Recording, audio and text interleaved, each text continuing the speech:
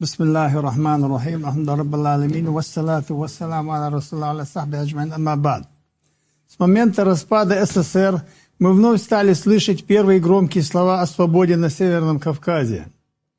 Государственная власть в лице силового блока была слаба. Хлынул воздух свободы, который принес на своих крыльях нам, ингушам, правду о нашей, в том числе современной истории. Мы узнали, что обреческое движение, это движение вольных ингушей, существовало вплоть до 70-х годов прошлого столетия. Именно тогда наши предки применили на себе такие слова, как бандит, террорист, разбойник. Пропаганда на тот момент, хоть и была слабой, но стала вновь вести активную работу по оболванию нашего народа. Приходом к власти президента России Бориса Ельцина, так называемого либерал-демократов, казалось, что позорная страница убийства и притеснений безвинных людей перевернута. Но нет. В 1991 году, после лживых обещаний вернуть пригородный район его исконным владельцам, ингуши вновь столкнулись с новым витком насилия и обмана. И с ужасом для себя осознали, что независимо от названия этого кровавая империя не меняет своего подхода по отношению к оккупируемым малым народам. Казалось бы, что на этом беды ингушей закончились, и власть старательно пыталась свести всю злость на осетин, которые добровольно оказались инструментами в руках кремлевских преступников.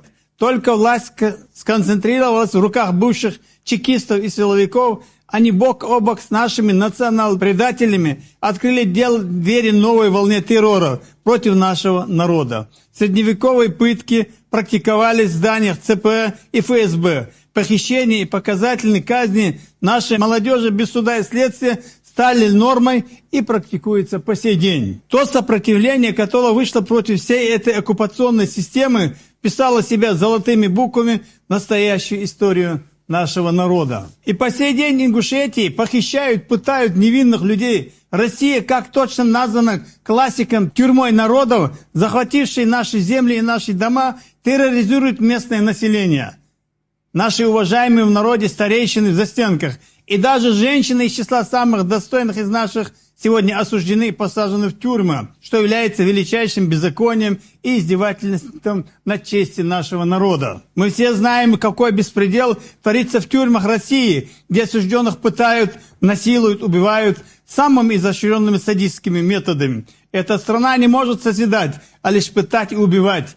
И после начала войны в Украине весь мир убедился, что Россия – это маньяк-убийца в одном лице. С началом вероломного нападения России на Украину, Ингушетии, как и в других регионах, начались так называемые мобилизации, когда для нас это не что иное, как очередной геноцид нашего народа.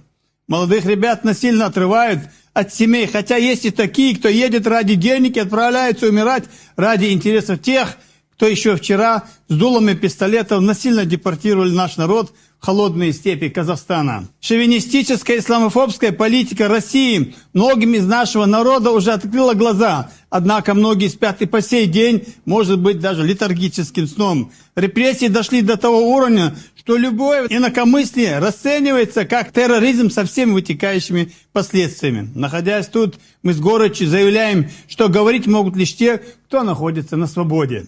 Никогда это государство России не было гуманным. И более того, именно это государство специализируется на уничтожении целых ряда народов Кавказа, Поволжья, Урала, северных малых народов, которые навсегда исчезли с помощью меча, пыток и фальсификаций. И если мы хотим сохранить себя как нацию, как этнос, мы должны предпринять все усилия для полной деоккупации наших земель. Да поможет нам Аллах Всевышний в этом деле.